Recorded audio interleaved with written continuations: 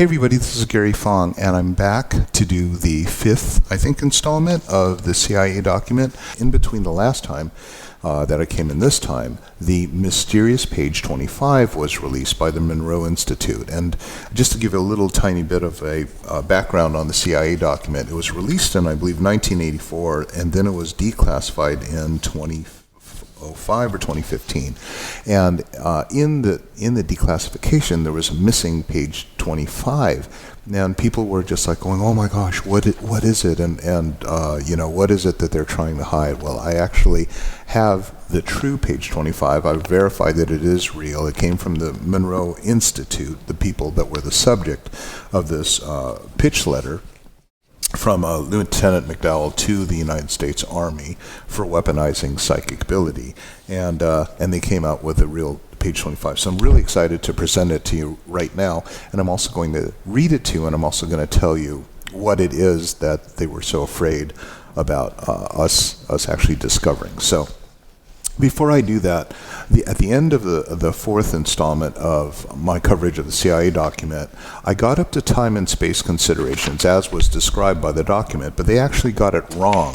And what they did was they actually forced a conclusion, a logical conclusion. That conclusion says that basically time and space in our galaxy exists within a double torus, and the torus is like a slinky that's kind of turned around, and it said that it's a double torus and everything like that, and tries to explain it. It's actually quite a weak intuitional argument, and the reason why that is because they try to use the left hemisphere to describe what they thought would be a good feasible explanation for time and space. And time and space, actually, if you want to unify it into hemi-syncing and how to get to the place where you can do out-of-body experiences, altered dimensions, time and space travel, and out-of-body experiences, so I always say that, is to understand the nature of the universe. And one thing that is extremely fundamental in that is to ask the question, how many dimensions does the universe have? And I could ask a million psychics, theoretical physicists, and whatever, and they'll all typically get it wrong, because I haven't heard anyone yet come up with a correct answer. And that answer is the universe has 0 dimensions. After all, what is a dimension? A dimension is width and height, right? So that's two-dimensional universe, and then depth is the third dimension. And one thing that we talk about in the document is the ability to have what's called holographic viewing, or the ability to see another dimension that actually is not presented before you. So for example, a hologram, like on a Visa credit card, you'll see like there's a 3-dimensional dove that when you turn it, it seems to pop off the paper. That's actually a hologram because it allows you to see another dimension that's not actually there. And same thing with when you go to the movies and you have 3D glasses, you can see the third dimension, which is depth, because it's actually putting 2 different inputs in your left and right eyes so that it'll simulate depth. And that's actually kind of exciting because you can now feel as if you're jumping off the page. You get that added bonus dimension. And holographic sensory, also, you're very used to it because you intuitively do something that is holographic perception, and that is your ears. Because, for example, I know when there's a sound in front of me, I know when there's a sound behind me, I know when there's a sound above my head and one below my head. Now, how is it that I know? I don't have ears on the top and bottom of my head, or do I have them on my front and back of my head? So how do I know when a sound is coming in front of me?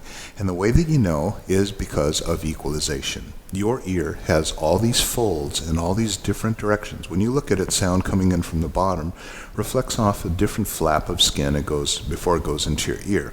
So you have learned instinctively to know that when a sound has that kind of equalization, it comes in from the top or comes in from the bottom, it folds a different way, and that's how you intuitively know, and that is holographic perception. So holographic perception is all about what this document talks about, the ability to see into other things that your 5 senses won't afford you, like your eyes can only see between above infrared, below ultraviolet. Your ears can only hear between 20 hertz and 20,000 hertz. That's why you can't hear a dog whistle. And so one thing we have to remember is that our 5 dimensions do only one thing. They exist to protect our 3-dimensional body, height, width, depth. But all of our other perception of what's going on in the universe happens through the pineal gland, which actually has, I've explained it in an earlier installment, actually has photoreceptors, and that really comes in from the pineal gland. So one thing that this CIA document does very, very well is it talks about the left hemisphere being completely bombarded by information. It has to decide what is relevant. So it looks for contrast, it looks for differences, it looks for importance. And in order to take in all those inputs, there's thousands of advertising messages per day. And our left hemisphere takes the news articles and people arguing and all that, takes all of that and economizes it by trying to put things into labels or containers. So if someone says, well, I'm a Dallas Cowboys cheerleader, your left hemisphere goes, well, then you must be hot and whatever. If it says, oh, well, I'm an investment banker, then your left hemisphere goes, he must have a closet full of Tom Ford suits and drive a Ferrari. So we come to these conclusions only in the left hemisphere. The left hemisphere exists to do action, reaction, goals, results, cause and effect, conclusions. It comes up with conclusions and uses a thing called logic to economize the processing of all that junk that's being put into your head. And what society's done so well is put so much junk into our head that we've actually disactivated the right hemisphere. So what happens in the CIA document is it talks about when you can sync the vibrational energy of the left and the right hemisphere together, and they beat together at the same frequency, and their amplitudes match, just like a laser, the acuity of the brain goes up, they say 50,000 times. Now, the thing that they are most interested in, and why the CIA document hid the United States Army's well-known program called the Stargate program of employing the most gifted psychics that they could find to weaponize psychic soldiers, because they said that a single person with hemi-sync ability, and hemi-sync ability comes, as they said in the document, easily with a person with 20 years or more of Zen meditation experience. They said that a person with hemi-sync ability is more, can disable an entire army, can wipe out an entire army. And so a lot of people on Reddit, were talking about, well, how does that work? How do you hemi-sync and you can wipe out an entire army? Does the person meditate in Zen meditation, come into this what they call tapping out type of wavelength, so they become at one with the universe, and in that, can they melt a tank? Can they make a nuclear weapon blow up in its own silo in enemy territory? What is the army so afraid of? And they're deathly afraid of it. Right now, the Chinese are extremely worried about the Uyghurs. The Uyghurs are very, very peaceful people.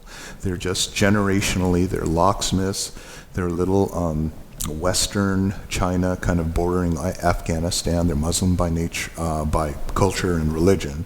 What are they so afraid of that they've turned this into a genocide and put millions of them in concentration camps and genocided, 1 million of them. And what are they so afraid of is that the Uyghurs have this innate ability to enter hemi-sync.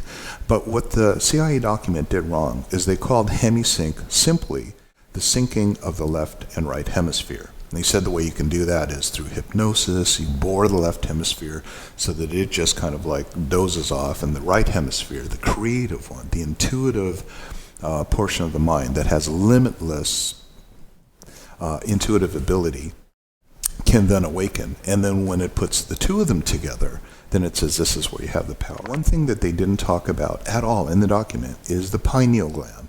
I took the entire document, turned it into an OCR scan, did searches for different things. So easy to find information that way.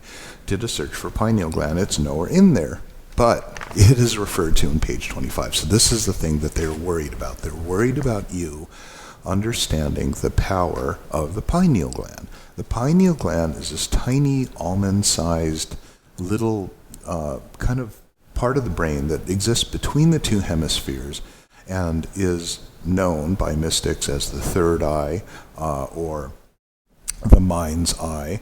It's been known for so many cultures and thousands of years as the root of all intuition. And what is intuition? Intuition is that inner knowledge. Intuition is the ability to know without knowing how you got the answer. It's the ability to go from A to Z without any of the letters in between. Intuition is instantly knowing. And one example of this is when my daughter's really good at this ping pong ball in a cup game, and you put a ping pong ball in and then you kind of go like that. She's really good at it. She can go 45 minutes, always tell you which cup that it's in, even blindfolded. Yeah, and so one time I went up to her while she was doing this. I said, this time I want you to get it right. And she looked stressed, and she got it wrong. From that point on, she always got it wrong because she was trying to come up with the correct result. That one out.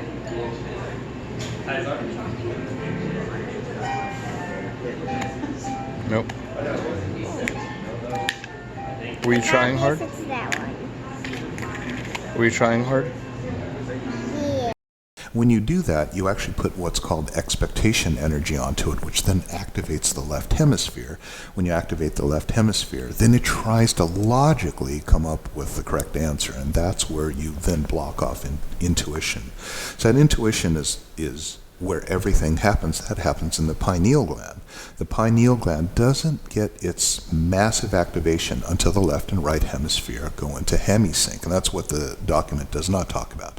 It does not talk about hemi-syncing and the pineal gland. What it should call is whole brain convergence, because when the left and the right are in sync, then the two are in beat together. They call it binaural beats or something like that in Monroe Institute. They had a set of training tapes that attempted to get you there by listening to these tapes. Typically does not work. If it did work, then everyone would be psychics and they'd all have the ability to find out what's going on. But it's in that ability to have these two engaged and in sync, unified, so that you can then take the information that's going into the pineal gland, which takes in information from the universe, what is called the Akashic records. And once that comes in, then it goes into whole brain awareness, and that's where you get the intuitive powers and the ability to know without knowing how you came up with the answer. And many people who are mystics and psychics, they're able to see things, predict things, and just simply know without knowing why. And that's the cool part that you will learn in Zen meditation. In Zen meditation, which I started taking when I was 12 years old, they teach you to see but not look. And there's a difference between seeing and not looking. I'll give an example. Look around your room right now and try to see anything that's blue. Okay, so just look around, try to make note of anything that's blue, and then just remember where the blue thing is. Now, without looking, tell me where the red things are. And you'll find that that's impossible. And that is because the left hemisphere is so good at selectively filtering, categorizing, labeling, putting things into categories, labels or degrees or accreditations or whatever, that it does what I call is selectively looking. And so you can't see anything else. You ever notice, like when you buy a new car, all of a sudden there's just a whole bunch of your model car on the street. That's not actually really happening. It's just because it's on your mind and you're able to see it. People who see like 111 or 1111, they just go, oh my gosh, that's synchronicity. It is synchronicity, but what's basically happening is in your basic full mind awareness, you are seeing these numbers that indicate repeating sequences. They were always there before, but you never really noticed them or made notice them, just like a new car. You don't really notice them. It's because you were now able to see and not look. And that's the part that is the crux of what they're trying to do in the CIA document. So let me just grab this real quick.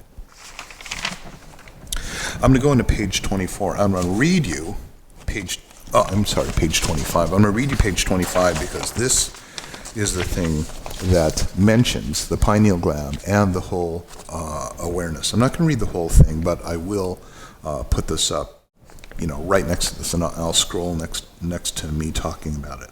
But what it basically talks about is the evolution of time-space revolves to ultimately attain a direction of and union with Him, which means God. Okay.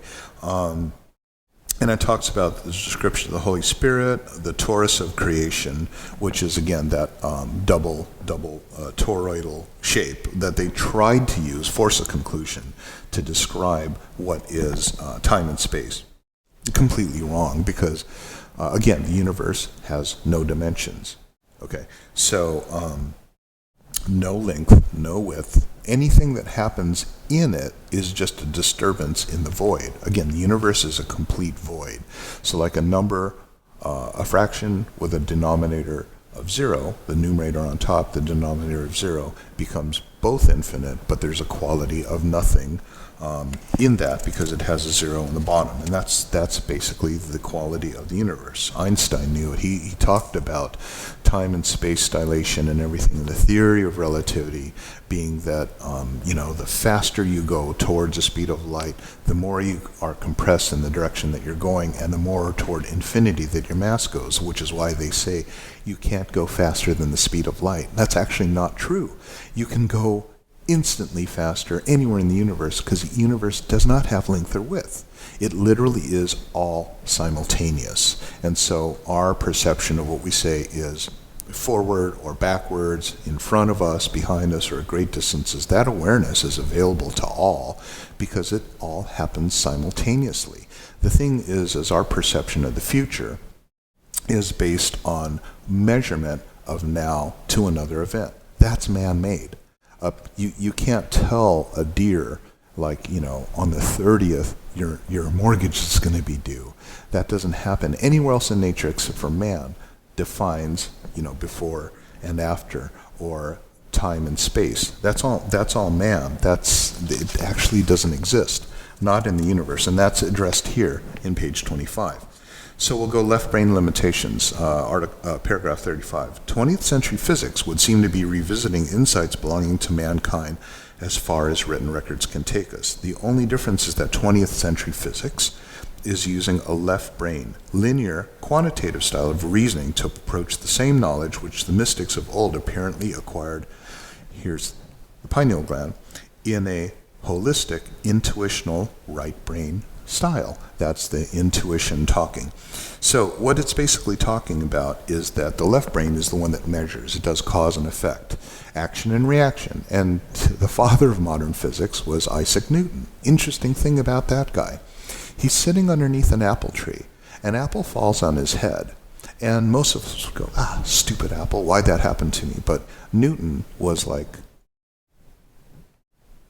evolved enough or egotistical enough or whatever it was to think, why did that apple fall on my head, and why did it fall on my head now? Of all the apples that could have fallen, why did it fall on my head? And so he basically thought about it a lot, and he came up with the law of gravity. A law is different than a theory because a law can be reproduced all the time. The theory basically is something that explains a belief about how something actually works.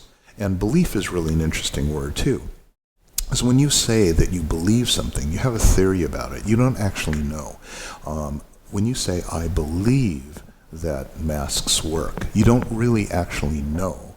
If I were to say, I believe that my son is my son, then I've got a problem. So we intuitively already know that when we say that we believe something, we're admitting that we don't really know.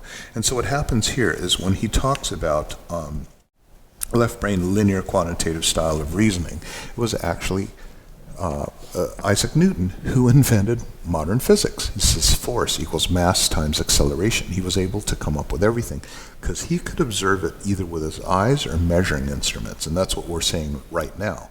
We say, oh, that star galaxy is this many millions of light years away, and we know it's moving away from us because there's a red shift, there's a Doppler shift, which means that it's going away, and if there's a blue shift, it's coming toward us and all that.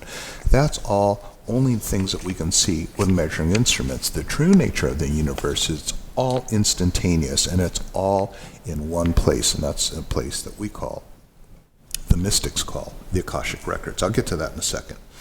As a tool for achieving the intuitive, holistic type of interface with the universal hologram needed to provide the context that thinkers like Einstein have sought in their labors to discover a unified field theory in physics. And what he means by unified field theory is that theoretical physics people have been trying to solve this for years. Why does the electron spin around in orbit in the atom? Why do planets spin in orbit around the sun? Why do solar systems spin around in orbit around a more massive galaxy? And it's a very, very fundamental reason. It's because things of high vibrational energy are drawn to things of low vibrational energy. And that's just the way it is. It spins in an equilibrium balance, but it is attracted to lower vibrational energy things. And so this is really funny. This actually came up in, I heard it on the news, or one of the commentators were saying, if you locked up Stephen Hawking and Donald Trump in the same room for a month, it's not like Donald Trump would be talking about theoretical physics. It'd be Stephen Hawking talking about titties, beer, and football, because we're all drawn to lower vibrational energy things, and it's the lower vibrational energy things that actually work. Things that that shatter and break. They're lower potential energy, like if you have a vase on a shelf and it falls off and shatters. What happened was that vase was higher potential energy. When it fell, it shattered because it was drawn to the lower vibrational energy. And energy and matter are completely interchangeable. Einstein's defined that in his theory of relativity. He says E equals mc squared. Energy equals mass times the constant, which is the speed of light, times the constant, the speed of light, which is massive. So that means a little pellet of plutonium could level the entire, island of Manhattan once it turns into nuclear fissure chain reaction. So all of that basically is the things, all of these things that I'm talking about, these concepts that I'm talking about, don't exist in the left hemisphere. They only exist when you sync left and right hemisphere, and then allow the universal light energy or the Akashic Records, which enables you to go in and sense all vibrational disturbances in this great void called the universe, which again has no length, no width, no height, has no dimensions whatsoever, occurs completely simultaneously, whether now or then or hundreds of years ago or thousands of years ago, or to a caveman. If the caveman, accidentally dropped a rock on his foot, he smacks a vibration out into the universe, and because the universe has no friction or resistance, those ripples go out forever. And those ripples in any disturbance in the universe are perceptible by all that have access to universal light energy, the hologram of the ability to see all disturbances that happen by literally tapping out, which is explained in the CI document. That's why the CI document is so freaking cool.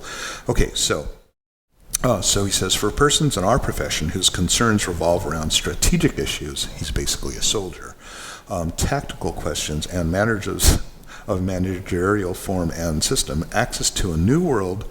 It's not a new world, it's the one that we ignore by bombarding the left hemisphere with all kinds of crap. Goals, expectations, go to university and earn a higher income, and got to save for your retirement plan, and all those other things. All those things bombard our left hemisphere, which basically society has made silence the awareness of the right hemisphere, or the ability to hemi-sync the two together and allow access for the pineal gland to take over. So I love this. It says, access to a new world of intuitive perception and self-reflection would seem to offer in the long term the means with which to know in a truly objective way. And I want to talk about objective versus subjective.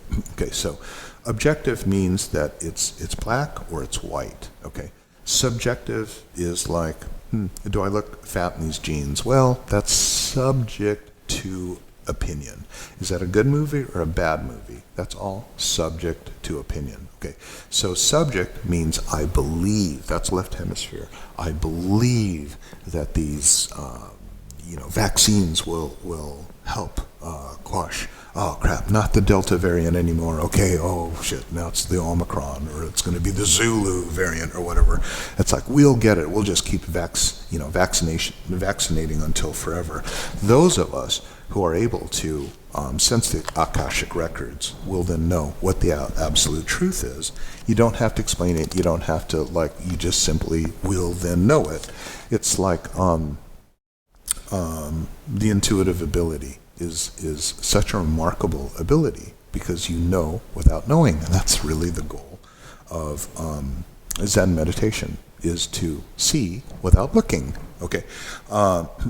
So he goes on to say, this is so because the self-imposed limitations to balanced perception and objective logic, objective, right hemisphere, logic, left hemisphere, objective logic, very, very interesting, which are cultural, which means society's expectations of you, and personal psychological subjectivity, that means your opinions, imposes when we use the strictly left brain thinking style, could be offset by the holistic form of perception associated with altered states of consciousness. This is exactly what I'm talking about. Left hemisphere, right hemisphere, in sync, allowing access for the pineal gland to then bring whole brain convergence into awareness. To the extent that we come to perceive ourselves fully in the context of that portion of the universal hologram, which is the reflection of ourselves, to that extent we release ourselves from the prison of subjectivity. Subjectivity, again, is opinion and belief, and he calls it a prison, which it is, because we get so stuck in our, that can't be, that doesn't make sense, the government would never hurt us, or whatever it is. When you put yourself into beliefs, categories, or disbelief, all of those things, you wind up being in a prison of subjectivity rather than seeing objectively what exactly is real. So we go to number 36, which is self-knowledge. He says, it was axiomatic to the mystic philosophers of old that the first step in personal maturity could be expressed in the aphorism, know thyself. To them, the education of a man undertook as its primary step, this is the mystics, okay, before attempting to approach the outside world. They rightly assumed that he could not effectively evaluate and cope with the world until he fully understood his own personal psychological balance. That meant he was free of the influence of society. The insights being provided by 20th century psychology, I could talk a book about that, because there was two different warring kind of factions. There was Sigmund Freud, who said it's psychoanalysis. We need to lay on the couch. We need to think about my mother and all these problems that came into my awareness, and we got to evaluate. We got to go into psychoanalysis, which is all left brain trying to, why am I so fucked up? Okay, so that's the left brain, right? There was Carl Jung, the man who invented the word synchronicity, the man who really was the first psychologist that put any type of importance or anything into astrological meanings and correlations. Carl Jung was right. Sigmund Freud was wrong, but Sigmund Freud won the battle, and the two of them were actually peers and they were colleagues, but they were of wildly differing opinions. Carl Jung saying, look, there's synchronicity, there's the intuitive mind, this is what we need to harvest and allow access to. When he says here, understood his personal psychological balance, the insights being provided by 20th century psychology in this context, through the use of various kinds of personality testing, seem to be a revalidation of this ancient intuition, the rediscovery of what Carl Jung was purporting. But no personality test or series of tests will ever replace the depth and fullness of the perception of self, which can be achieved when the mind alters its state of consciousness sufficiently to perceive the very hologram of itself, which is projected into the universe in the proper context as part of the universal hologram in a totally holistic and intuitional way. So 36 is self-knowledge, know thyself. Basically, the thing that makes man different than any other animal is man knows things, but he also knows that he knows. And he also is existential enough to wonder why he is here. Why does his existence have meaning? This is something that's unique to man, and that's because of the segmentation of the left and the right hemispheres. This would seem to be one of the real promise of the gateway experience, this hemi-syncing goal, from the standpoint of its ability to provide a portal through which, based on months, if not years, or really decades of practice, the individual may pass in a search to find self, personal effectuality, and truth in the larger sense, truth in the objective sense, truth in the non-opinionated, free of belief sense. And that, ladies and gentlemen, is what they didn't want you to see in page 25. They didn't want you to see the power of the pineal gland. And the reason that is so dangerous, and a reason why the United States Army took it upon itself to create Project Gateway, Operation Stargate, is because it knew that a person who had the intuitive power of hemi-syncing right and left brain through meditation could then activate the pineal gland to converge all three powerful parts of that mind, so then they're not working against each other. Left brain trying to protect the right brain by pre-filtering all the information, say that's not important because that person is whatever, Jehovah's Witness, and so whatever they're doing is nonsense. It puts categories in it. Whereas the right brain says, you know what, let me just see, let me just observe and not have an opinion. One of the things that I really loved about Zen meditation is when they describe as satori, or enlightenment, is the ability to be like a mirror. A mirror simply observes, and when the subject moves away from the mirror doesn't even hold any latent image of whatever was before it. So the mirror doesn't see you as fatter or thinner or richer or poorer. It sees you exactly as you are. And that's one thing that we always strive for in Zen meditation is satori, or enlightenment. It's the ability to see objectively what is without subjectively putting our opinion on it. And once we are able to do that, then all of you who are wondering what's going to happen next with this pandemic, or what's going to happen next with society, or am I going to ever, whatever your questions are, will I ever get married again? Will I, any of those things, that is expectation energy. Expectation energy does not work because it's seeking cause and effect. Action, reaction, goals, expectations, goals and outcomes, university degrees and higher income, all of those things, six-pack and hotter girls, all of those things are action, reaction. And when you dive into that, especially right now, as we're passing into a new age called Aquarius, where action and reaction, cause and effect, and expectation energy actually will destroy you in the pursuit of those things, then you'll find that it's much better to completely let go, meditate, and then you'll be able to see everything exactly for what it is, which is how I'm able to, and some people are able to, see the truth through so many complex things, like the CIA document, like how impactful and profound it is that it even exists. So, okay, hopefully that answers your questions. I know it was really weird, right? Because I started the CIA document because it just kind of passed my desk, and I've got a photography channel and everything like that. And I thought, wow, this is so cool. I'm just going to get on my webcam and talk about it. It went quite viral, and so there's a lot of people with a lot of questions about what's happening. It happens to be very topical for right now because people are always searching for answers. And the thing is again, as we now know, as I've explained it to you, we do not seek because seeking is looking. We see without looking. And when you do that, then you're able to see everything that exists subjectively, no, objectively, for what it is. Okay? Hope that answers questions. All right? Thanks for watching.